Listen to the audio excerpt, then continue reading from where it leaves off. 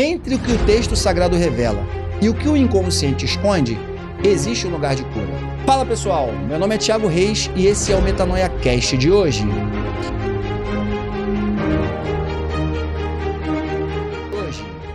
Sejam todos muito bem-vindos para mais um episódio. Hoje eu trouxe um grande amigo, teólogo, professor, psicanalista, escritor.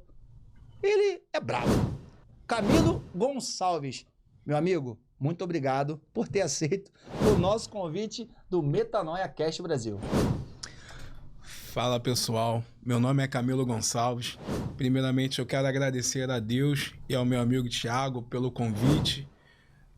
Sou bacharel em teologia, psicanalista, palestrante, funcionário público, né? Atuo na segurança pública em São Paulo e venho atender, né, esse convite para poder falar um pouco sobre saúde mental, sobre o livro que eu escrevi e espero poder ajudá-los. Camilo, o tempo ele passa muito rápido, né? Tenho essa honra de tê-lo aqui conosco Fiquei feliz quando você aceitou o nosso convite, sei que sua agenda ela é muito, muito disputada. Mas fala um pouquinho da sua história de vida, o Camilo veio da onde, cresceu aonde, e esse dom, né, de escrever, porque a gente sabe que não é tão simples assim, a pessoa tem esse dom, vários dons. E eu vejo que você é um ser humano que valoriza isso. O principal é a empatia, ajudar pessoas, transformar vidas. Fala um pouquinho pra gente, quem é o Camilo Gonçalves? Então, né, essa questão de ajudar é uma coisa assim bem complexa, porque na verdade eu sempre fui muito ajudado. Cresci numa família desestruturada, né, por ausência do meu pai, né, criado pela minha mãe, e muito novo, né, passei pela doença da minha mãe. Então, Sim. ela era enfermeira, né, ela trabalhava no hospital psiquiátrico, e nesse mesmo hospital que ela trabalhava, ela ficou internada. Então, por média, assim, 5, 6 anos de idade, ainda convivi com isso. Então, essa doença, para mim, provocou uma dor muito grande, mas eu não sabia ao certo. Então, tive que ser criado pelos meus tios, pela minha tia ali, familiar. Então, na verdade, eu não tive inicialmente essa aproximação. Então, por ter sido alguém que necessitou por muitas vezes de ajuda, Sim. então quando eu tive a oportunidade, eu queria fazer a mesma coisa, poder ajudar pessoas a mudar de vida e através do conhecimento, né? Uma das formas que a gente consegue fazer para poder trazer a pessoa à consciência, a ciência de coisas que inicialmente elas não sabem. É o inconsciente que... Tem uma frase, salvo engano, que se você não saber... Acho que é de Jung, que fala que se você não souber o que está no seu inconsciente, você vai tomar atitudes e vai chamar de destino. Eu não sei mais ou menos essa frase. Tu já ouviu falar sobre isso? Sim, um pouco. Então, o que acontece, né? A gente responde aquilo que está armazenado dentro de nós. O cérebro humano é como se fosse o maior HD existente, né? Sim. Então, é a maior fonte de absorção de conteúdo. Então, tudo que você recebe, né, independente do período que você receba aquela informação, em algum momento ela se torna alvo como se fosse um mecanismo de proteção ou de ação. Entendi. Mesmo no inconsciente, né? A psicanálise fala muito sobre disso, né? Das respostas ao inconsciente. Freud, né, fala muito bem sobre a questão do inconsciente. A gente reproduz aquilo que está dentro de nós. Perfeitamente. Né? E muito alinhado, né, com a religião. Porque, né, a Bíblia vai dizer, né, quando a Bíblia diz assim, né, a boca fala que o coração está cheio. Ou seja, ele fala de algo que já existe dentro de nós. Exatamente. E é reproduzido. E às vezes até de forma automática, né? Sim.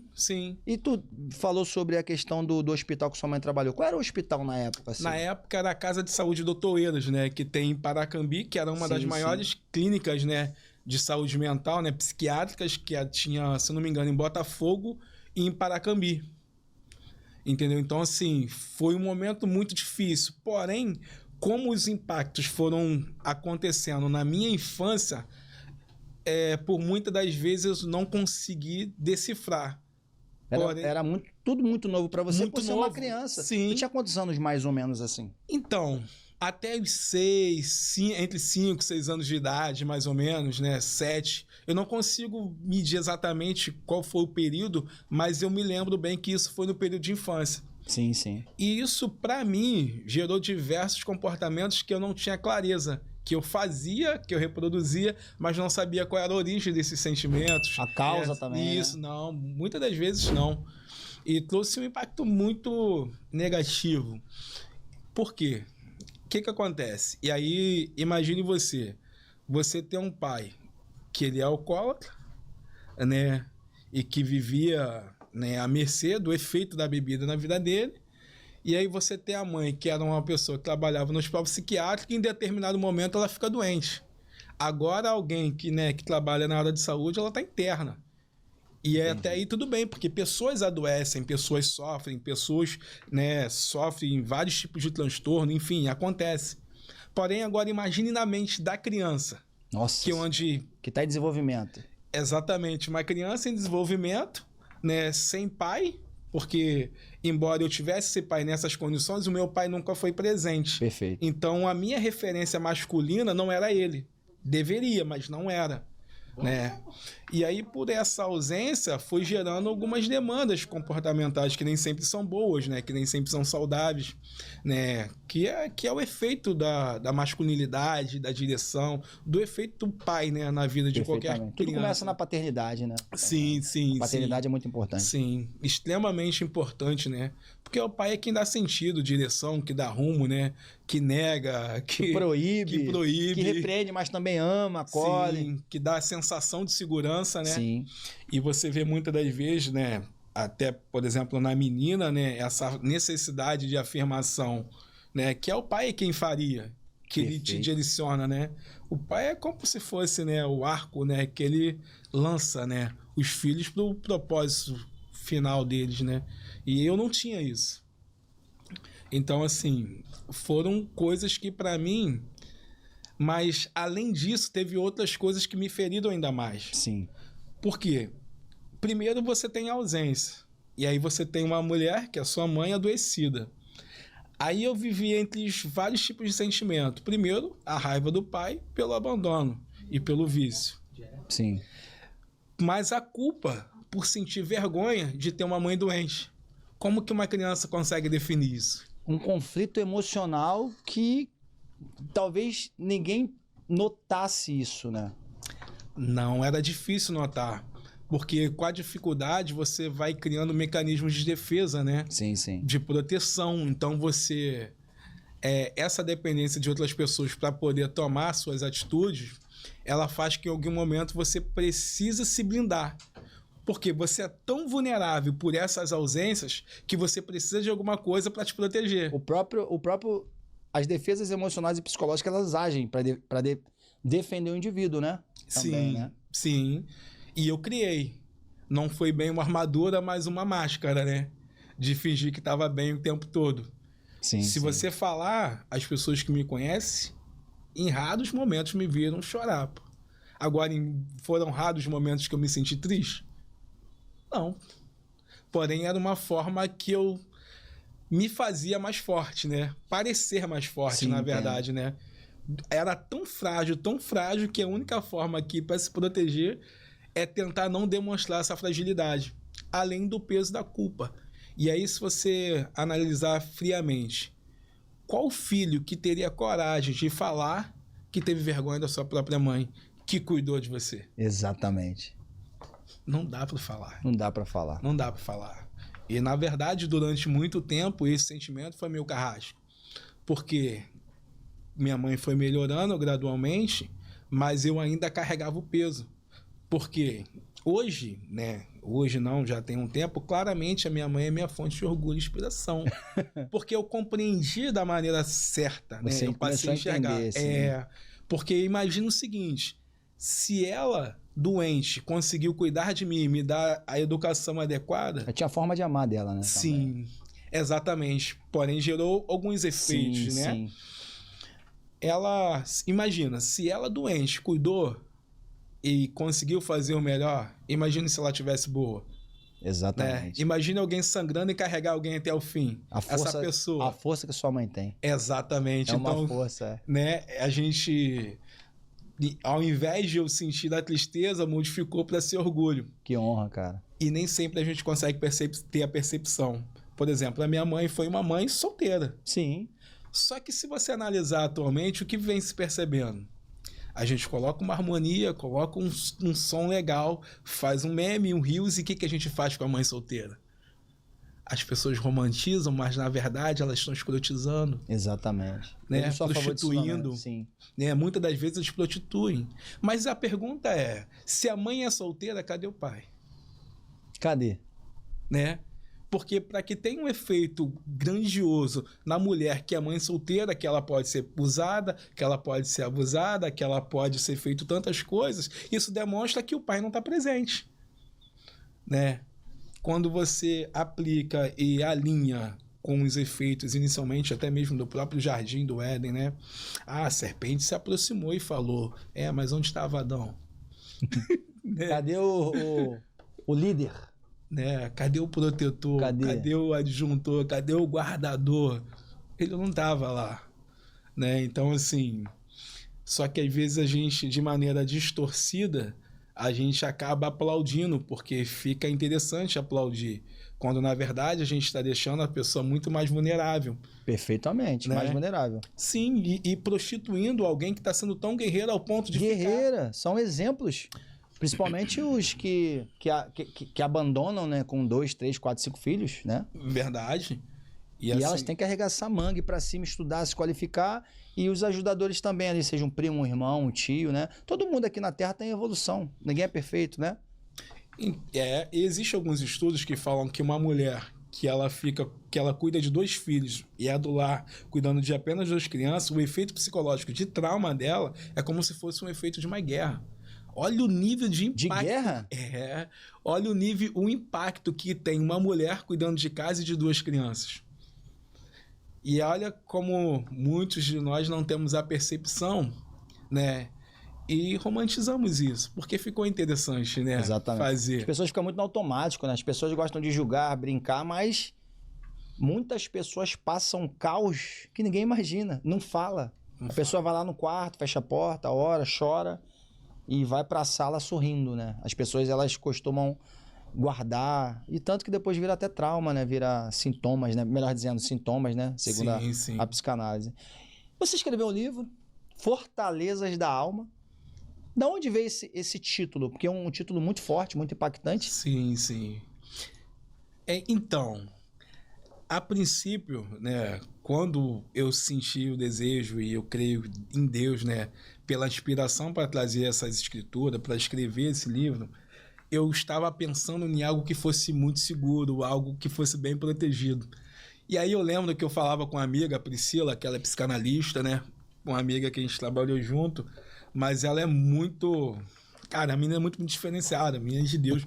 E ela teve uma visão muito boa. Eu falei assim, Priscila, é o seguinte, eu quero escrever, entendeu? Mas eu não sei como começar, mas eu estava pensando de um cofre, e algo que fosse muito seguro, algo que fosse muito protegido, algo que trouxesse a ideia de que fosse tão valioso ao ponto de a gente guardar num ambiente em que não tivesse, que outras pessoas não tivessem acesso. E aí, a gente conversando, um belo dia eu tive essa ideia. E aí eu comecei a analisar. Aí fui pesquisar mesmo quais são os cofres mais seguros do mundo. Aí, entre eles, eu achei o Fort Knox, né, que é conhecido, né, que é onde fica a reserva de ouro dos Estados Unidos. Então, é um lugar extremamente protegido. Ao ponto de... Pra alguém acessar ali... É quase que inacessível. Só que, imagina, Thiago, se você tem algo de valor, normalmente, o que você faz? Se você tem algo que para você é muito valioso, a ideia é que ele fique no lugar protegido. Protegido, exatamente. Certo. Então, ou seja, quando eu pensei no Fort Knox, eu pensei assim, onde ele fica a reserva de ouro, onde tem mais de 8.000 toneladas de ouro. É um lugar extremamente protegido. Só que o valor, né? Só que quando se trata das nossas emoções, a gente não consegue compreender. Por quê? Porque tem valor visual de tesouro, mas o peso é de entulho. Peso de entulho. Essa quando é a gente protege algo que, a princípio, né, tem valor emocional, Mas o peso que carregamos ao manter aquilo dentro de nós é um peso de entulho, é um peso que traz dor, que traz cansaço, é um peso que traz fadiga. O problema é que a gente guardou tão bem, né, bem colocado ali nas nossas, né, nos nossos quartos, nos nossos cômodos, que a gente não conseguiu perceber. E vai vivendo o efeito daquilo que a gente tem guardado. É como se fosse alguém carregar para você chegar assim, Thiago, olha só, alguém que seja muito importante para você e chega para você e fala assim, Thiago, segura aqui uma sacola de um produto que inicialmente está tudo bem, não tem odor. Só que ao longo dos tempos, aquilo que estava na sua mão, que você não sabe, ele começou a apodrecer. Apodrecer. E aí começa a gerar um mau cheiro. Só que é claro para todo mundo, né? Depois de muito tempo no ambiente que tem um cheiro muito forte, a gente para de sentir. Até se acostuma com aquele cheiro. Exatamente. Até o pessoal que são viciados, que ficam na Cracolândia, aquele cheiro, aquela podridão, para eles está normal, nem sentem mais. Exatamente, mas para quem chega de fora consegue sentir. E forte. E forte. Só que aí eu pergunto, eu falo assim, Thiago, por que você ainda carrega esse lixo na sua mão? Ah, mas foi fulano que deixou. Até quando? Só que a gente tem a justificativa correta, porque quem deixou merecia que aquilo tivesse dentro da gente. Porque se o peso daquela sacola for uma dor, você está trazendo esse mau cheiro ou trazendo esse mau odor, né, para outras pessoas. E só que você perdeu a percepção. Não porque não cheira mal, é porque você perdeu a sensibilidade. Perdeu a sensibilidade, exatamente. Tem muito sentido isso, né? As pessoas vão até ficando mais frias, né? Para ela é normal aquilo. Sim, a hanseníase, né, é uma doença que tira da gente a sensibilidade. Só que até a percepção de que você está doente, você acha que está muito saudável. Eu estou tão protegido que eu já não sinto mais naquela área. Existem áreas nossas que, emocionalmente falando, a gente tem a hanseníase na alma, né? Aí tu fala assim, não, agora para relacionamento eu não sinto mais nada. Agora... Cria aquela casca, aquela defesa devido a um trauma passado não curado. Sim. Ou atualizado, que as pessoas estão... Essa nomenclatura eles costumam sempre atualizar, né? E às vezes é a doença, pô. Você só não sente mais, não é porque tá bom. Você não sente mais porque você adoeceu. Você já tá tão acostumado com a doença que tu perdeu foi a sensibilidade. Perdeu a sensibilidade. Exatamente. E esse livro aí eu tava lendo, né? Tô terminando já. Livrão, um livro bem profundo. Ele, ainda mais quando aborda as atitudes de Cristo, né? O maior psicólogo que existiu, diga-se de passagem. Bíblia e psicologia. Essa união do livro traz isso. Pode gerar conflitos? Não, depende da interpretação, depende como a pessoa lê. Como é que funciona isso? Então, na verdade, quando você junta, né, faz a junção entre Bíblia e psicologia, na verdade você aprofunda o conhecimento. Porque a verdade é que cada um, né, por exemplo, quando você fala de Jung, que ele fala das sombras, né, Lacan fala da falta, mas quando você utiliza a religião, ela trata da parte espiritual das dores. Espiritual das dores. Você traz a parte de emoção, porque a Bíblia, na verdade, nunca negou as dores. Muito pelo contrário, ela trouxe a clareza sobre elas a fim de elas serem tratadas.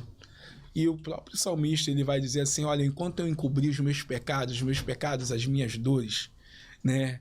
Os meus ossos envelheceram. Irmão, os ossos é que sustentam a estrutura do corpo. Os seus ossos envelhecendo está quebrando. Está quebrando. Né? Filhinhos, não pequei, mas se pecar, tu tem um advogado. Mas fala assim, ó, confessai as vossas culpas uns aos outros que sareis. Ou seja, o poder da confissão. Poder da confissão. Quando você entra falar cura na psicanálise, o que guarda adoece? Adoece. É tanto que quando o psicanalista está fazendo a análise, né? Aí a pessoa vai falando, pô, mas eu só vim para falar. Claro que tem uma escuta ativa, é uma escuta diferenciada, né? Uma escuta empática, sem contar outras técnicas. Mas falar cura, guardar adoece. Por isso que tem a psicossomatia, né? Exato. A pessoa tá ali, aí você já tá vendo algumas coisas na pele e tal, alguma coisa emocional, né? Emocional. Então, e aí quando você bota a religião, você analisa, confessai vossas culpas uns aos outros para que sareis. Quando você fala, né, você tem um poder restaurador. Porque nem sempre, à medida que a gente vai falando, a gente vai identificando os pontos de doença, os pontos de dor, aonde está doendo. Porque a gente aprendeu que não deve falar, que não pode confiar em todo mundo. Sim. E no ambiente terapêutico, é um profissional qualificado para te ouvir. É diferente, é diferente. Então você percebe que a Bíblia nunca foi contra a restauração e nunca foi contra a saúde mental, muito pelo contrário. Pelo contrário. Né? O próprio Cristo, né, quando ele iria, por exemplo, em alguns momentos onde alguns milagres aconteceram e a cura inicialmente era física, ele trazia a reflexão sobre aquilo que a pessoa precisava. Por exemplo, Jesus chega diante de um tanque, o cara que já está há 38 anos 38 anos, tem noção o que é isso? Irmão, 38 anos. Cara. Agora, uma coisa que esse cara é resistente, irmão, persistente, constante, ele estava lá. Se a forma era real ou não, não me importa, mas que ele estava, ele estava. E quando Jesus chega diante dele, ele fala assim, queres ficação? Peraí, cara, esse cara tá 38 anos no tanque. Essa pergunta aí parece irônica para alguém que está tentando ser curado há muito tempo. Jesus é muito ético. A pessoa que tinha que... Você crê? Ele deixava ela decidir. Exatamente. E essa pergunta, Thiago, ela nos traz uma profundeza ainda maior. Porque depois de muito tempo passando por um problema, as nossas outras áreas vão adoecendo também. Esse cara vai todos os dias para a tentativa de uma cura física. Mas por muito tempo estar no mesmo ambiente, ele provocou nele uma cura mental e emocional. Então, quando Jesus pergunta para ele se ele quer, a primeira coisa que está falando, a sua opinião importa. Sim, exatamente. Então, ele começa a restaurar a identidade humana daquele cara. Identidade. Porque o texto não fala o nome, mas fala mas dá para ele a responsabilidade, porque você tem poder de decisão. Que quando ele fala, ele não responde sobre a cura que ele tem. O que ele responde para Jesus? Todas as vezes que chega a minha vez, alguém passa à minha frente. Um cara que está querendo ser curado de uma doença física, por que ele responde de uma maneira emocional? Ele deveria dizer, eu quero. Apenas isso. Sim. Quer ficação? Quero. Mas agora ele fala o que está no coração dele. Olha, não é só cura não, agora eu estou doente, a minha mente adoeceu porque passaram na minha frente. Porque em vários momentos chegou a minha oportunidade. Quando eu pensei que fosse, alguém tomou o meu lugar. Sensacional. E essas revelações aí, Camilo? Você tá indo muito no monte sozinho, tá orando, porque tem as revelações, isso é muito individual e muita intimidade, né? Cada um tem sua intimidade com Deus, muito particular, porque até para tu escrever o Fortalezas da Alma, um livro sensacional, você teve direcionamento, você teve inspiração, e isso aí é teu. Cara, mas foi forjado na própria dor, né? Sim. Na dor do abandono, sim, né? Na dor do esquecimento, né? Esquecimento não por Deus, mas por se sentir esquecido. Sim. Né? Eu era alguém que não conseguia chamar Deus de pai, porque quando eu lembrava de pai, era o meu pai. E o meu pai não foi bom. Né? Eu demorei 27 anos para perdoar o meu pai. E a verdade, né, foi bem cirúrgico, uma coisa que me motivou eu conversando com um terapeuta e também pastor, que foi um cara que me ajudou muito nesse período. Na verdade, eu tive vários apoiadores, mas um deles que foi crucial nessa restituição, né, entre eu e meu pai, que para você cumprir também o princípio da honra e perdão, né, uma vez ele falou para mim assim, Camilo, você tem que pedir perdão ao seu pai. Aí eu falei, pô, tá de sacanagem. Falei, pô, irmão, como que eu posso pedir perdão a alguém que tanto me feriu? Esse é o maior desafio de qualquer ser humano. Porque o motivo da dor ele é correto, porque de fato você foi ferido. Sim. Então, odiar alguém que te fez mal é justo e é digno. O problema é que é carregar aquela mesma sacola de lixo. Quem deixou, estava certo, mas quem está fedendo sou eu. É bem profundo isso. Então, assim... E aí a resposta dele a esse questionamento foi muito simples. Ele falou, Camilo, quem guia é quem enxerga. Quem guia é quem enxerga. Então, se é você que tem a revelação daquilo que tem que fazer, é responsabilidade sua fazer. Tremendo, hein? Normalmente a gente tenta atribuir às outras pessoas uma responsabilidade individual, que é a nossa. Exatamente. Quando Eva cai e Deus se aproxima, né, após comer o fruto, né, e Eva se aproxima, né, de Adão, e quando Deus vai falar com eles, né, a primeira coisa que Adão vai questionar, em vez de assumir a sua responsabilidade, eu costumo dizer que o homem omisso, ele carrega em si a síndrome de Adão, ele fala, foi a mulher que tu me deste, ou seja, a culpa não é minha, é sua. Quando se ele não tivesse a responsabilidade dos próprios atos. Atribuir aos outros uma responsabilidade individual nossa, né, é ignorar a nossa capacidade de discernir entre bem e mal. Se você pensar bem, Thiago, o maior bem jurídico tutelado é a vida. Sim. Né? E é o princípio da reserva legal, ele fala que não é crime sem lei anterior que o defina, nem pena sem prévia combinação legal. Diante disso, e você pega a palavra, qual foi o primeiro assassinato? Caim e Abel?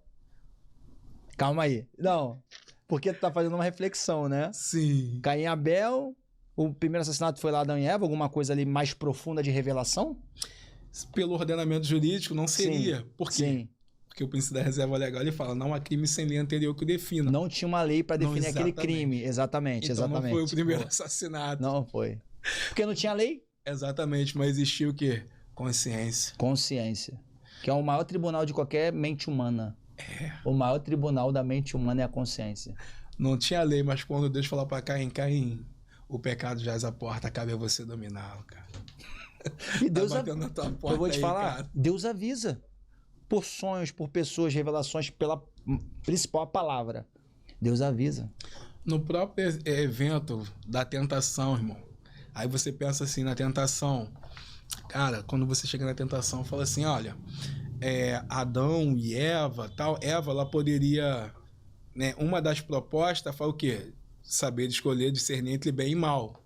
Mas a pergunta é, escolher o fruto já não é uma escolha entre bem e mal? Porque se Deus tinha dito uma palavra que não era para fazer, ela tem a opção de decidir se fará ou não, ela já tinha capacidade de discernir. Porque o próprio Deus já tinha, e sereis como Deus, conhecedor do bem e do mal. Só que ela já tinha essa capacidade de discernir. Já tinha essa capacidade. Porque escolher o fruto é escolher o mal, porque era ir contra a vontade de Deus. Cara, é sentido mesmo, isso é bem profundo, é verdade. Só é a forma que pergunta, mas ele já tinha a consciência. Sensacional. Essas reflexões fazem a gente pensar um pouco fora da caixa, né?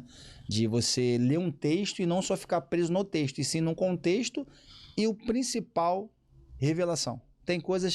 Existem coisas na Bíblia que é revelação. Isso aí, como eu te falei, é muito individual. E essas histórias bíblicas que você colocou no livro, sobre Tamar, Davi, Naamã, como é que você despertou esses personagens bíblicos? Então, alguns personagens eles me chamaram bem a atenção, né? Principalmente por estudar essa área, né? E por sofrer pela questão do abandono e se ver pessoas vulneráveis. Eu já fui dono de uma escola, né? De um outro curso preparatório. E na época a gente tinha muitos alunos jovens. Então, quando você tinha muitos alunos, a gente acabava conversando com muitas pessoas e alguns trabalhos também sociais que a gente fazia na igreja. E nisso, a gente acaba conversando com as pessoas. E nessa conversa, você acaba analisando que existe uma ausência paterna e o efeito dessas ausências, né, o sentimento de abandono de muitas crianças. E aí eu comecei a analisar a questão de comportamento, né? Essa mentalidade, pensamento. Cara, peraí. Por que essa pessoa toma esse tipo de atitude? Parece às vezes algum ato mais violento, né? Algum ato mais retraído. Aí a gente pensa assim, caramba, por que essa pessoa deveria agir assim? Aí quando você vai conhecer a história, sempre tem um abandono, tem um excesso por trás disso. E aí nem sempre é muito claro, porque a gente julga o ato sem analisar, de fato, quem é a pessoa por trás daquilo que ela está fazendo. E quando você para compreender, né, refletir sobre o comportamento da pessoa, você acaba não fazendo esse tipo de juízo. Sim, perfeitamente. Né? E você não condena. O próprio Cristo, quando ele pega a mulher no ato de adultério, ele fala, quem dentre vós não tiver pecado, que atira a primeira pedra. Todo mundo era adúltero que estava ali? Talvez outros pecados. Exatamente. Exatamente. E não tinha nem competência para apedrejar, porque todos os pecadores também igual a ela, ou até pior que ela. Ele absolve ela? Não. Mas eles também não estão com a pedra. Ela vai para um tribunal, ela não sai culpada nem inocente. Ela só não sai morta, porque pela lei, Ela deveria ter, Pela porque lei, a lei sim. vai dizer. Só que ele também não condena. Porque ele fala assim, quando ele faz essa pergunta é tão cirúrgica que ela alcança e ela realmente faz o efeito de Hebreus 4. Vai dizer, porque a palavra é viva e eficaz e mais penetrante de qualquer espada de 2 gumes e apta para discernir os pensamentos e a intenção do coração. Exatamente. E diante dela quem? Da palavra, todas as coisas estão nuas. Então a pergunta de Jesus ela é tão profunda que ela expõe a nudez dele. Sensacional. Aí eles com as pedras na mão não conseguem, E não a é porque eles não consciência na querem, hora, eles atingem a consciência. Aí fala assim, cara, eu quero, mas não consigo. Por mim eu até atacaria, mas não dá. Então ela continua sendo culpada, Exatamente. mas não apedrejada. Porque, ou seja, quem tá com a pedra na mão não é melhor do que ela. Não é melhor mesmo. E às vezes a gente é um daqueles que tá com a pedra na mão, irmão. Sem conseguir Sobre as discernir. pessoas. Sobre as pessoas. Julgar todo mundo, achar melhor que o outro, né? É. E isso de julgamento é tão sério, né? A psicologia vai dizer que os olhos são as janelas da alma. Mas a Bíblia vai dizer que os olhos são a lâmpada do corpo. Então, se você julga tudo aquilo que te vê, o problema é seu e não do outro. Exatamente. Ah, eu olho pra ele e eu acho que é. Projeção. Isso aí fala na psicanálise sobre projeção, projetar nas pessoas aquilo que você carrega dentro. Sim. Sobre o efeito daquilo que a gente absorveu, né, cara? Então, ou seja, a Bíblia, quando ela define, ela fala, se os seus olhos forem bons, o seu corpo fica bom. Mas se a luz que há em ti forem trevas, que grandes trevas serão. Te falar, e parabéns, cara. Fico muito feliz, né, com esse conhecimento vasto que você traz aqui pro programa, principalmente seu livro. Qual é a missão desse livro aí? Para curar?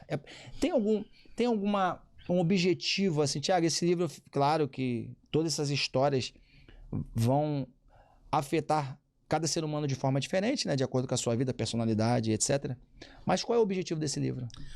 Cara, o principal objetivo desse livro é trazer restauração da identidade das pessoas. Por quê? Porque nem sempre a gente responde como a gente é, às vezes a gente responde como a gente tá. Como a gente tá. É. E tem vezes que a gente não tá bem. E se tem dias que você não tá bem, o seu olhar sobre o mundo é diferente, pô. Fica até destoado, né? Eu não ia nem falar sobre dissociação cognitiva, que já isso aí é outro contexto, né? Esse livro seu, já fez o lançamento já? Ou a gente vai marcar para lançar esse livro também? Também. Vamos marcar um hotel, seja lá onde você mora, vamos fazer acontecer. Esse ano é o ano da colheita. O ano da colheita. Pô, já teve muito chororô nesse livro, né, cara? Aquele que leva a preciosa semente gemendo, chorando, né? Não, vamos fazer o lançamento e eu acredito que muitas vidas serão restauradas porque elas vão se ver. Às vezes, em algum momento, na arrogância de Naamã. Sim. E não só na arrogância, cara. E aí, né, eu falei de algum ponto feminino, mas a gente analisar de alguma forma o homem, né?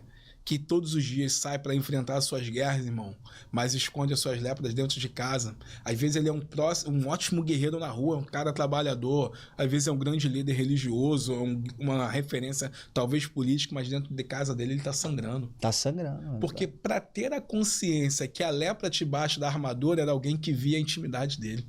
Quem via a intimidade dele? Quem via a intimidade dele? Exatamente. Sabe quem foi e sinalizou? Da doença de Naamã foi uma escrava. Ah, se meu Senhor conhecesse o profeta que é em Samaria, olha só, ela estava presa num lugar onde ela não gostaria de estar, mas a alma dela ainda era livre para poder fazer aquilo que ela foi chamada para fazer. Que só quem penetrava era o Espírito Santo. Né? Só o Espírito Santo, ela não tinha poder de escolhas, irmão, do lugar onde está. Mas ela tinha a oportunidade, né, a convicção de reagir da maneira que deveria. Ela viu um necessitado e ele olhou para a necessidade dele. E quantos homens voltam para casa e não têm a sua necessidade suprida? Por vários motivos. Talvez o cansaço, talvez o estresse, talvez o problema na relação, né, do casamento. O efeito dos nossos traumas, Thiago, ele produz em nós um nível tão grande de ausências que às vezes a gente nem percebe o mal que a gente torna, né? Na vida dos outros também. Pessoas feridas ferem pessoas curadas curam? Curam. Eu já fui alguém muito ferido, né? E nessas mazelas, momentos da minha mãe, uma coisa que é interessante, né? Dr. Chapman, ele fala de um livro, As 5 Linguagens do Amor. Ah, esse livro é bacana. Atos de serviço, tempo de qualidade. E dentre eles, a minha mãe era muito ato de serviço. Olha só. Só que você não entendia. Eu não entendia. Então, além de eu ter todos os outros complexos que eu já tinha, a minha mãe nunca dizia assim, pô, filho, eu te amo. E aí, cara, não justifica, né? Eu não gosto de justificar nossas falhas. Sim, claro. Mas se compreende pelas ausências. Na maioria das relações que eu tinha, quando a mulher, a mulher demonstrava o sentimento, eu te amo, você ficava evitativo? Evitava. A linguagem do amor sua não era essa linguagem, né? Você era aquele evitativo, a priori. A priori. Na verdade, era quem estava falando. Porque, a verdade, eu esperava que a minha mãe dissesse. Lá no passado, no inconsciente. No inconsciente era ela que deveria dizer que me amava. Só que ela já dizia, mas em ato de serviço, mas eu não sabia. Ato de serviço, o jeito de amar. O jeito de amar. É o jeito de amar. Exatamente. Então, muitas relações ela tem um conflito por essa incompatibilidade, porque eu não conheço a forma que o outro demonstra amor.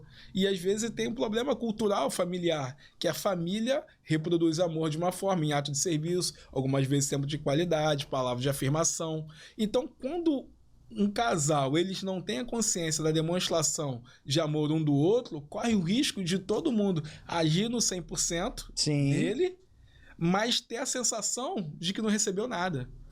É ingratidão, porque ele não falou que ama. Não falou que ama, mas ama de outra forma. Ama de outra forma. Né? Mas dá pra ajudar na terapia de casal ou num atendimento, não, fala.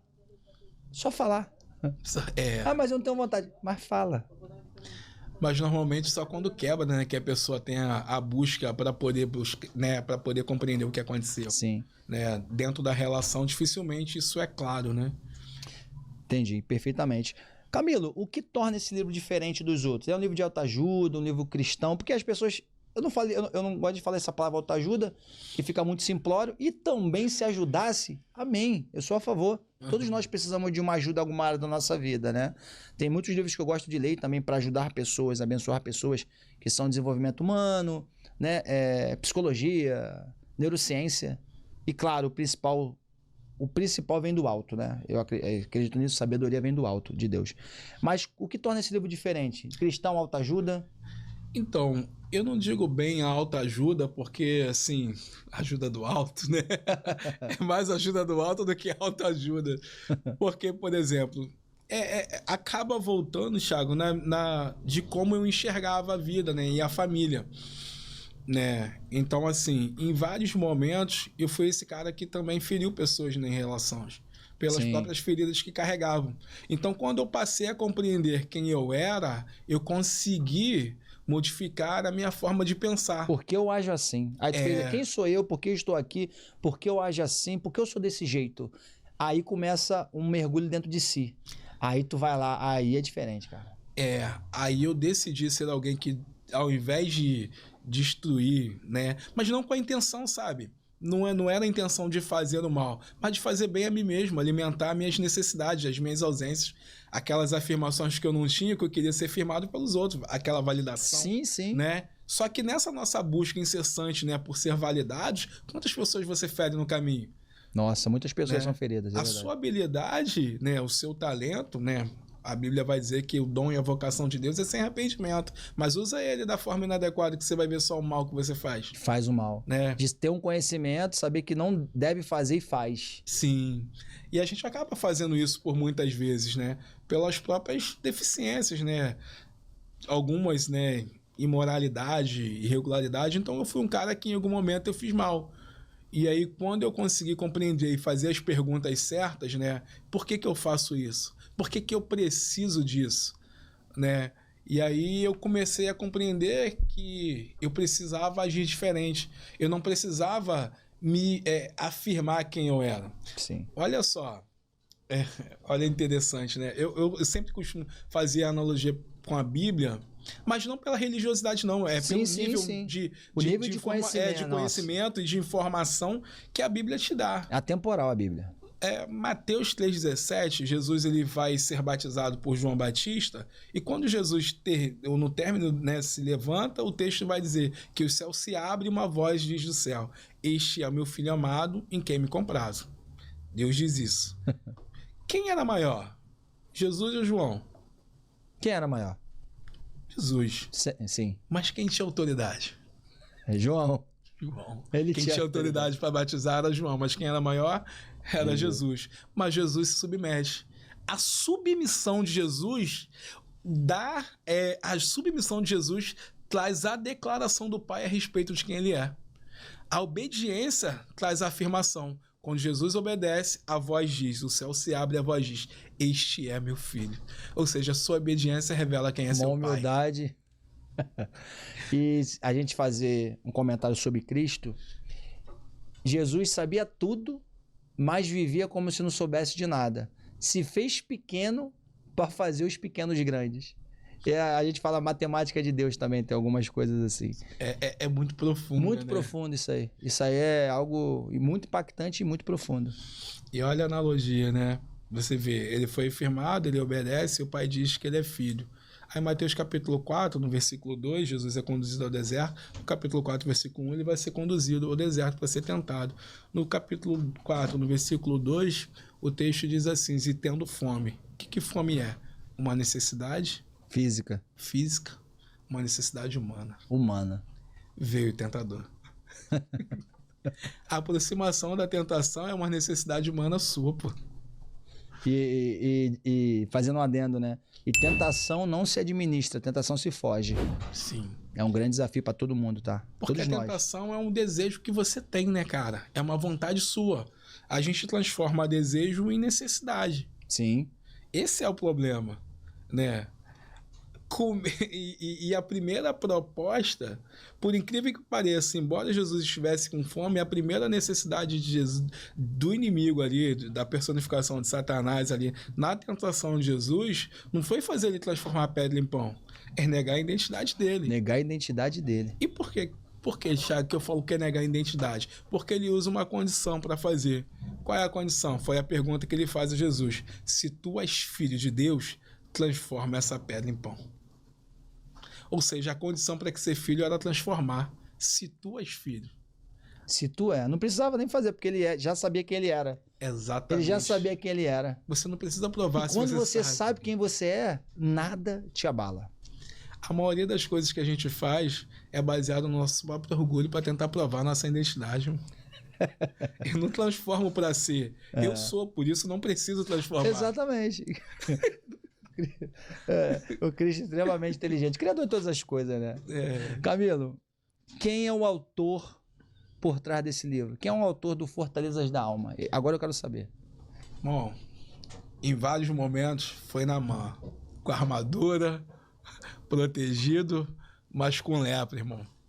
Várias vezes foi esse cara que usava talvez da habilidade de conseguir dialogar para se proteger. Venci muitas guerras, perdi algumas, mas é um cara em reconstrução, todo dia tentando levantar e ser alguém melhor. É um cara que não permitiu que as dificuldades direcionassem o meu destino. Ou entrar para estatística, né? Poderia ser mais um, né? mais um. E a verdade, Thiago, seria natural se eu não tivesse conseguido nada e mudasse nada, seria normal, é o efeito natural das coisas. Por quê? Uma mãe adoecida, um pai alcoólatra, a tendência seria o quê? Se eu fosse alcoólatra, já estava justificado. Ele é alcoólatra porque o pai é alcoólatra. Filho de peixe, peixinho é. Ele está doente porque a mãe dele adoeceu. Então tá tudo certo. Mas aí eu nadei contra a correnteza, né, cara? Fui contra isso aí. Não aceitei viver. Eu queria procurar um propósito maior. E uma das coisas que acontece em qualquer curso, né, de operações especiais é isso. Se você perceber bem, você tem um estresse físico, mental e emocional. E aí você aplicando a didática de operações especiais a um ser humano que tem uma capacidade, né, de alcançar resultados na sua vida, todos eles que teve uma vida ao longo de sucesso, ele enfrentou invalidação, né, pressão física, emocional, espiritual. É o combo, né? É o combo do sucesso, cara. É o combo do guerreiro. É o combo do guerreiro. É o combo do guerreiro. Ser atacado física, emocionalmente, espiritualmente. Então, cada um, na sua individualidade, teve as suas guerras. Quando a gente vai falar assim, empatia. Empatia é se colocar no lugar do outro. Tem como você ficar no lugar do outro? Tem como você imaginar. Quem não viveu Quem viveu vai falar, eu sei. Até esse eu sei vai ser um pouco relativo, porque cada um tem uma personalidade. Cada um é de um jeito. Eu imagino, porque eu passei dessa forma, você deve estar passando até mais intenso do que eu, dependendo do indivíduo, claro. Exatamente. Depende da capacidade emocional, espiritual de cada um suportar o nível da guerra. Então a empatia, de fato, ela existe de maneira intelectual. Porque na prática, irmão, se eu tô em duas pernas e você tem uma, eu não sei como é que você está se sentindo. Eu posso imaginar, né? No campo das ideias. Né? No campo das ideias, eu posso imaginar que a dificuldade é muito grande, mas eu não tenho como sentir. Né? Então a gente tem essas falsas ideias. E o objetivo, e esse cara por trás desse livro, é o cara que busca compreender isso. Não posso estar no lugar do outro, mas eu posso ajudar o outro que está naquele lugar, irmão. Eu não posso, talvez, tirar ele daquela dor, mas eu posso ajudar ele a encaminhar para um lugar melhor. Porque eu também, em vários momentos da minha vida, eu senti o abandono, senti a dor, né, de não ter conseguido coisas que eu queria. Então, Você viveu isso na prática, né? Vivi, cara, vivi. Na prática. E eu li uma parte do seu livro que eu achei bem profundo, que muitos viviam em quartos e eu vivia em cantos. Cara, porque na família lá, a casa da minha mãe era a pior casa do quintal, irmão. A gente era quebrada na sola. Mas tinha um tesouro aí igual você, pô. Tem noção, não? A gente para analisar assim, Deus, ele os improváveis. Não, esse aqui, vem cá. Ninguém, igual Davi. Davi tava lá esquecido, cuidando. Deus e Davi tava trabalhando. Entendeu? Então Deus é especialista em transformar caos em bênçãos. Verdade. Não adianta, cara. o olhar humano não vai entender. Paulo, né? Antigamente Saulo assassinava, e quem imaginaria que Paulo seria esse grande homem na terra? Então essa parte do seu livro que me marcou foi muito essa, que muitos viviam em quartos e você vivia em cantos. Porque foi um dos piores momentos, né, da vida. E dentro dessa formação, eu tinha dificuldade, irmão. Olha que parada louca, né? Pra mim acontecia, né? Por exemplo, quando eu entrava em algum relacionamento, irmão, primeiro, eu não queria namorar ninguém. Por quê? Porque o compromisso levaria pra onde? Pra casa. Eu tinha vergonha da minha casa, como é que você vai levar alguém pra lá? Quem nunca passou por isso também, né? Então, nosso público, né? Todos e aí, nós, de repente, quantas pessoas, né? E nisso fez disso um princípio de vida, pô. Não conseguir manter uma relação fixa. Vira até uma crença, se não questionada. A crença não questionada, ela te limita. Te trava. Impede de você ter coisas extraordinárias. Por isso que a pessoa tem que fazer uma imersão dentro de si, passar por terapia, psicoterapia, se entender e ter coragem. Tem que ter coragem. Eu quero saber por que eu sou desse jeito. Por que eu funciono assim. Alguém de confiança, alguém competente e alguém qualificado. Verdade. É muito difícil fazer essa análise, irmão, porque você mostrar a sua nudez ali, né, para que as pessoas vejam que de fato você é, porque você não é, Thiago, aquilo que as pessoas pensam, né? Você vê, você tá aí elegante, né? Nem Salomão, com toda a sua glória, utilizou vestes, né? Salomão, tão elegante. Mas olha só, embora você esteja bem elegante, a primeira veste que foi criada, né, por Adão e Eva foi para esconder pecado, meu irmão, foi para esconder vergonha. O maior estilista da época foi Adão e Eva. Exatamente. Quando eles pecam, ele, né, pega a folha de figueira e constrói roupas. E era para esconder a vergonha. Essa daí é tremenda, é verdade, pô. Então, para fazer umas análises assim, né? Isso aí é revelação, analisar, isso aí é teu. Então, assim, a gente não tem realmente a percepção, cara, de como deve ser, de como fazer. Se questionar, Cristo, ele ensinava, ele curava perguntando, porque era importante ouvir o que estava dentro das pessoas, né? Além da cura física, na maioria das vezes tinha uma cura emocional, tinha algo espiritual. Jesus, quando vai tratar da mulher do poço, ele espera todos os discípulos saírem. E os discípulos saem para comprar comida, né? João no capítulo 4, eles saem para comprar comida e Jesus se aproxima. Grandes ensinamentos, né?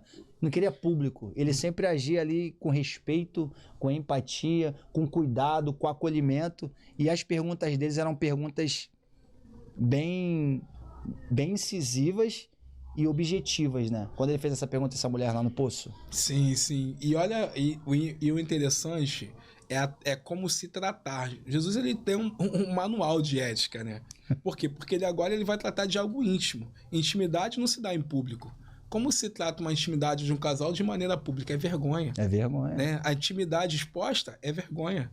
Então, quando ele vai tratar de algo íntimo, ele espera que as pessoas saiam para se aproximar. Ela vai buscar água ao meio-dia, um horário de sol escaldante. Ou seja, para quem vai no poço buscar água, ela não quer ter contato com as pessoas. E ele, quando se aproxima, ele poderia exigir, mas ele não exige, ele pergunta. Aí ela responde, como sendo tu judeu, pede-me água que sou mulher samaritana. Ou seja, tu não era nem para estar falar comigo, tu é homem e não fala com mulher. E os judeus nem se dão com o samaritano. Só que ele vai tratar de um assunto íntimo dela. E ele precisa de exclusividade, ele precisa de que o lugar Até seja... proteger a honra dela. Né? A honra, sim. Então Jesus, ele sempre está preocupado em proteger as nossas honras. A nossa honra, sabe? Sim, a sim. nossa intimidade, a nossa nudez, né? Às vezes moral, às vezes espiritual. Isso é tão sério que o escândalo é condenável por Deus, né? Sim. Ele fala assim, sai por quem os escândalos vierem, né? Isso é muito sério, isso é muito profundo. Porque ele sabe da individualidade do ser humano, né? E o nível daquilo que ela carrega. E assim, e ele também, quando se aproxima, ele vai despertar o potencial que havia dentro dela. Uma força que ela nem imaginava que tinha. Às vezes nem a gente sabe quem a gente é, irmão. Não sabe. Quantas vezes eu vivi como se fosse um pedinte de esmola, não sabendo a real da capacidade que Deus poderia estar fazendo em mim para poder transformar a vida das pessoas. Escrever esse livro é fazer isso, é ter a oportunidade de restaurar a vida das pessoas, que elas, ainda que estejam em ruínas, elas podem, né, ser restauradas, ser renovadas, para que Deus possa habitar dentro delas. E eis que tudo vai se fazer novo. Produção, por gentileza, coloca essa capa linda desse livro aí na tela para o nosso público de casa ver. Camilo, Fortalezas da Alma. Eu tô vendo ali um castelo, uma pomba branca, que representa o Espírito Santo, né? E uma corrente ali. Como é que você teve essa ideia, essa aí, inspiração? Tô vendo lá, é sensacional. Eu gostei muito dessa capa aí. Então, se você analisar ali, essa estrutura da fortaleza ali, né? Ela é bem bruta. Perfeito. Né? Bem bruta, bem rústica, e que realmente para poder se compreender o que se está guardando, o que se está protegendo, né? E ela é bem forte, é um ambiente seguro. Então, quando se espera que um ambiente está muito fortalecido, um ambiente seguro, se espera que a forma de quebrar, a forma de acessar é destruindo. Né? Sim, sim. Quando você coloca, e as correntes, elas sinalizam para isso também, de poder, de força, de segurança. Mas aí você traz a luz, que ela penetra, ela toca sem ferir. Ela te convence, ela quebra sem machucar. Entendeu? E o Espírito Santo é o símbolo disso, né? O símbolo santo é o quê? É quem convence do pecado, do juízo, da justiça. Só ele, irmão. Então ele não precisa te quebrar, ele precisa te convencer. Né? Quantas chaves você imagine você com cadeado e sem chaves? Quantas chaves você precisa para abrir o cadeado? Talvez chave nem abre mais, né? Dependendo do contexto, né? Aí como é que vai... Aí vai ter que seja com instrumento, né? E na verdade, você não precisa de muitas oportunidades, mas só precisa da oportunidade certa. É verdade. Mas eu tenho 100. Talvez o problema é a quantidade que você tem. As muitas opções que te fazem se perder do objetivo real. A gente não consegue olhar só para um. Tanto é que Jesus fala assim, olha, cara, o caminho sou eu. Eu sou o caminho. Ele não é nem a chegada, ele é o caminho. Ele é o caminho. Quem você se torna no caminho. O que ele vai fazer contigo no caminho. Como ele vai te moldar, te lapidar, te curar, te restaurar no caminho. Esse livro é direcionado para quem exatamente? Esse livro tem algum público específico ou para todas as pessoas? Embora eu utilize os pontos religiosos, vários pontos religiosos e a vida, né? Ele é direcionado para pessoas que em algum momento se machucaram, dando a elas a oportunidade de restauração. E aí, precisa ser religioso? Não, precisa ser gente. Porque esse livro é direcionado para a pessoa. Quem Naamã era? Uma pessoa, um general, um homem, que debaixo de ouvir uma palavra, fez ele ver que a doença dele não era só na pele, a doença também era na mente. Porque quando ele vai mergulhar, se a única opção era o rio, o próprio questionamento dele, não tem outros rios melhores? Sim. Tem. Até tem. Mas às vezes o melhor é você fazer o simples, que foi mandado. Não tem lugares melhor para eu ir? Às vezes é voltar na casa que você abandonou e pedir perdão. O perdão é biológico. Perdão também é inteligência emocional. Até falei isso no podcast. Perdoar, perder. E quem é beneficiado pelo perdão é até quem perdoa. Quem perdoa. Né? Porque quem perdoa é quem carrega. Né? Quem perdoa é quem carrega. Tanto o amor quanto o ódio são sentimentos que estão atrelados à pessoa. Então quem ama, se eu amo, o sentimento do amor está em mim. Se eu odeio, está em mim. Está em você. Então, ou seja, se o ódio é algo ruim, para que eu possa odiar alguém, esse sentimento precisa estar dentro de mim. E a pessoa, como tomasse um veneno, todo dia quisesse que outra pessoa morresse também, exatamente, né? Isso. Entendeu? Então, são pessoas. Pessoas que já se sentiram abandonadas, como Tamar. Quem abusa de Tamar? O irmão. Aminon era o irmão. Devastador, né? Devastador. E isso demonstra pra gente que tanto quando na questão de Caim e Abel, né, é dentro de casa, é próximo. Por isso que dói muito. O próprio Davi, quando ele fala no Salmo 55, ele fala, não foi um inimigo, porque se fosse ele, eu suportaria, mas foi você, nossa, amigo, companheiro, que ia todos os dias comigo para a casa do Senhor. Né? Fiel é as feridas feitas para aqueles que são amados, por quem nós confiamos. Exatamente. Né? Porque para que haja o vínculo de confiança, né, precisa de proximidade. A gente só confia, né, em quem é íntimo, em quem é próximo. Então, por isso que o nível da ferida é muito grande. Né? E algo que a pessoa fala, nunca imaginei. Nunca imaginei, né? Vindo de longe, tudo bem, a gente até espera. Agora de perto, tem igual Jesus, na época de Judas. Nunca se viu, na história da humanidade, um traidor ser tratado com tanta dignidade. Judas chegou, Jesus sabendo de tudo. Para que viestes, amigo? Para que viestes, amigo? Ele tratou Judas com muita dignidade. Camilo, qual é a mensagem central que esse livro passa?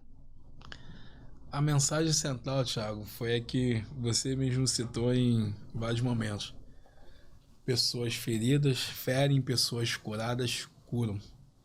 E para complementar essa verdade, é que você não é o que te aconteceu. E cito um texto, né? Não vos lembre das coisas passadas e nem considereis as antigas. Eis que faço uma coisa nova. Colocarei rios no deserto, caminhos no deserto e rios no ermo. Não considere as coisas passadas. Você não precisa ser o que te aconteceu. Né? Em Deus e na vida em si.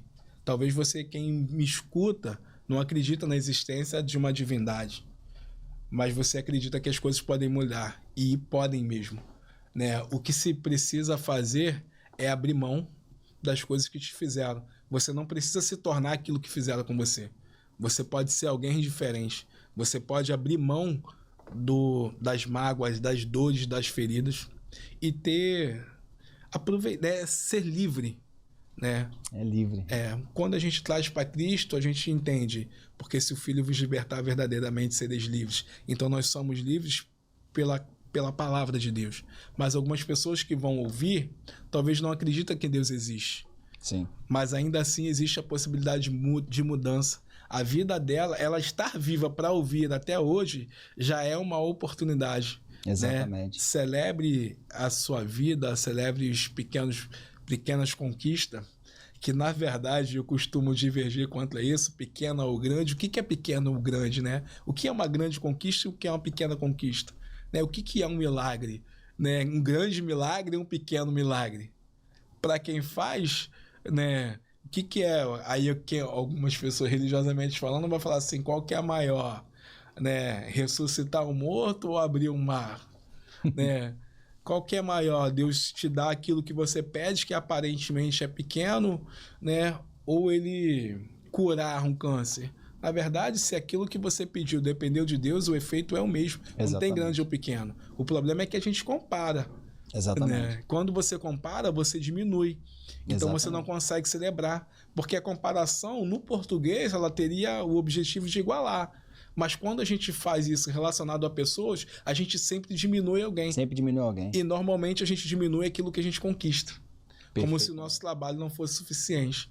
E na verdade a gente precisa celebrar sim pelas próprias conquistas que tivemos, pelas que apesar da dor, né, não nos tornamos aquilo que vivemos, e ainda que se em algum momento em algum momento a gente não compreendeu, a gente ainda pode ser melhor, tem oportunidade, sabe? Ainda tem vida. Exatamente. Para poder mudar. Tu falou aí sobre também o passado nessas questões. O nosso passado nós não podemos mudar, mas o nosso futuro está intacto. Presente, a palavra presente significa presente de Deus. Como você mencionou aí, a gente tem que ser feliz no agora, ter paciência, viver um dia de cada vez. Esse momento é para você mandar mensagem para quem você quiser mandar, gratidão. Uma coisa que eu gosto no programa é muito a questão da gratidão, irmão. De a gente honrar quem tem honra, pessoas que tiveram do nosso lado os momentos mais desafiadores, né? Todos nós, em alguns momentos, iremos passar por fases, né? Boas, ruins, faz parte. Tem alguém que você tem uma gratidão, você quer mencionar? Deixa eu ver esse livro aqui para eu mostrar também ali para cá, eu sei que já apareceu. Pessoal, esse aqui é o livro... E aí, vamos marcar esse hotel aí pra gente fazer essa... Vamos marcar. Há dores que não sangram, mas gritam dentro do silêncio. Há feridas que não se veem, mas moldam comportamentos, sabotam os relacionamentos e nos afastam de quem realmente somos, tá bom? Isso aqui é só o iniciozinho dele. É um livro maravilhoso, um livro que realmente vai falar com você. Camilo, esse momento é seu, fica à vontade, sem pressa, quem você quiser agradecer. Muito obrigado, irmão, por ter aceito o nosso convite. Eu agradeço muito a vocês, né, a todos os responsáveis para que esse podcast funcione, né, e espero ter conseguido atender a necessidade. Agradeço a Deus, primeiramente, por tudo que Ele fez e faz e fará, né, que independente das dificuldades que foram enfrentadas, foi nele que eu ganhei força para poder me manter de pé a cada dia, né. Agradeço a minha mãe, e não tem como não agradecer por essa mulher extraordinária, mulher maravilhosa, que sempre fez tudo que pôde e faz, né, para poder me ajudar, né, a minha tia. E tem uma família, né, em especial, né, que é a dona Firmino, Darlan, que são uns amigos, cara, que na época eu era de marinha, né? Uhum. Aí quando eu saí da marinha, pô, fiquei desempregado, fedendo a peixe, ruim. Eu vou te falar. Pô, parece que fica perdido, cara. Perdido. Pô, sempre trabalhador, né? Mas foi uma família que eu morei na casa dele em Juiz de Fora, foi que me abrigou durante 6 meses, né? Então, eu não podia contribuir com muita coisa, mas eles sempre me abrigaram com todo carinho, com toda amizade.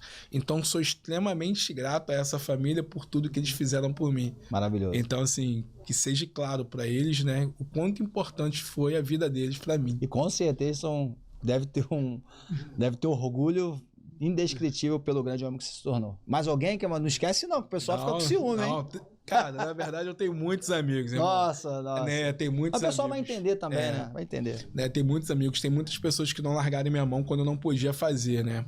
Normalmente a maioria das relações, quando ela é muito comercial, né? Ela se dá pela produtividade, né? Sim. Então, ou seja, à medida que você pode contribuir, as relações ela tendem a se estender. Perfeitamente. Né? Só que isso é relação comercial, mas a relação entre as pessoas e a amizade, ela não depende da tua contribuição, irmão. Não é nem dinheiro, o pessoal não vai entender isso, cara. Dinheiro passa, é importante, porém perde o sentido de uma verdadeira amizade, né? Que é que não tem valor. Exatamente, cara. E então, assim, apesar de tudo, eu tenho amigos, cara. Então eu posso ver. O que a dor também, né? Além das lesões, ela te prova os seus verdadeiros amigos. E eu tenho pessoas que me ajudaram, né? Tem, além da minha família, né? Tenho o Maguele, que é um dos caras que pra mim, pô, é um cara referência. O Thiago, que é um outro amigo, Thiago Vieira, que é um outro amigo meu também, que é um cara excepcional. Tem pessoas, assim, que estavam ali do meu lado no momento onde eu não podia contribuir. Né? A Josi, uma amiga minha. Sim, tem pessoas... É que não dá pra você citar todo mundo, sim, né? Sim, claro. Mas tem pessoas que, assim, durante a caminhada, irmão, ela tava ali do lado, mostrando assim, cara, tu não pode fazer, mas eu tô contigo. Qualquer ajuda, qualquer palavra, até um financeiro ali, irmão, segura aí, Deus te abençoe. Que na crise, e quando você tá na crise, quebrado, Cara, 100 reais parece que é 1 milhão, irmão. Irmão, parece mesmo. Tu olha assim, tu, cara, obrigado, irmão. Tu não tem noção. Sim, cara, tem pessoas, cara, que foram excepcionais. Lucas, Dodô, Ziel, tem assim, bastante gente, cara. Foi muito ajudado. Então, isso também me deu força para que eu pudesse fazer o mesmo. Né? Quantas vezes, irmão, que eu também dou aula de matemática, eu desempregado e dava aula de graça. Entendeu? Então, assim, porque eu entendia que tem pessoas, cara, que elas só não conseguem porque não tem oportunidade. Exatamente, irmão. E às vezes precisa de alguém, né? Do que da área de educação física aí. Aí o personal, né, cara? É o motivador. Esquece, ali, é diferente. né? É diferente quando o tem olhar um trabalho diferente. ali. Ele vê a tua capacidade, né? Ele não faz exatamente o teu serviço, mas ele te estimula a fazer. E tem momentos que a gente precisa disso, de alguém que confie na gente, que passe com a gente. E finalizando, né? Tem um texto que para mim é excepcional, quando Jesus, Lucas 22, 43, se não me engano, quando Jesus ele fala assim, olha, Pai, se possível, afasta de mim esse cálice, né? Cara, Jesus, ele como um homem ali, ele foi 100% homem, ele, cara, eu não quero passar por isso aí. Só que o texto, né, quando fala que Jesus tá ali naquela situação que ele tá mal, tá ruim, primeiro, os discípulos que estão com ele que dormem, quando ele desce, continua sendo discípulos, irmão. Algumas pessoas não vão conseguir sustentar, te acompanhar no teu momento de dor, e você não precisa abandoná-los. Exatamente. Né? Ele desce, mas continua. Só que quando Deus envia, o texto vai dizer, e Deus enviou um anjo para o consolar. Ou seja, alguém para te animar naquele momento, mas não te tirou de lá. Então tem momentos de dor que você vai passar e ninguém vai te tirar. Só você precisa compreender que você não está sozinho. Nunca estamos sozinhos. Então que a gente saiba disso, irmão. A gente não está sozinho, independente daquilo que aconteça. Camilo, muito obrigado por ter sido nosso convite. Eu gostei dessa frase aqui também. Entre ruínas e reconstruções, ela foi o lembrete de que a alma encontra abrigo quando o amor se torna presença. Quem é ela? Minha filha. Qual o nome dela? Camila e Vitória. Camila e Vitória, vou ir tomar um café, hein? Irmão, muito obrigado. Que Deus continue te dando sabedoria, revelação. Vai escrever mais livros, que eu sei que tem esse propósito de vida, né? Fortalezas da alma. E você que nos assistiu, muito obrigado. Curta, comenta, compartilha pra gente abençoar mais vidas. Não deixa de deixar o gostei. Compartilhe esse vídeo com pessoas também que estão feridas, precisam ouvir essas palavras maravilhosas que vão de encontro à sua alma. E você, Camilo Gonçalves, ou você muda ou tudo se repete. Até a próxima.